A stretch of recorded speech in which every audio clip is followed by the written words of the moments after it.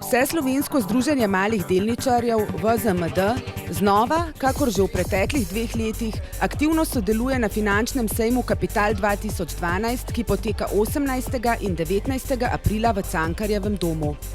Letos je VZMD največ pozornosti namenil svojim številnim nacionalnim in mednarodnim aktivnostim s poudarkom na programu Investo.si Investo Slovenia Expo, ki bo v okviru investicijskega tedna Investors Week potekal septembra v Ljubljani. I understand that Investors Week will be here with world visitors, and I think that's a very big opportunity for Slovenia to reignite interest in investment in this part of the world, which has been very slow over the last 10 years. It's at a time when it's extremely difficult. Money is short everywhere, and we must create a very good impression everywhere.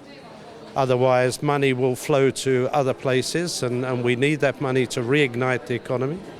I think extremely important is that corporate governance is reached to the highest level. If I think back 20 years, Slovenia was seen as the best of the countries, the former communist countries, the former socialist countries. Unfortunately, it's not seen now as the best, and it's not the most competitive. So we should use this event as a way to reignite and revitalize the attitude of management and business in this country. Ena od temeljnih usmeritev dogodka bo ustrezno predstaviti glavne akterje na slovenskem kapitalskem trgu ter v Slovenijo in regijo jugovzhodne Evrope privabiti tuje investitorje.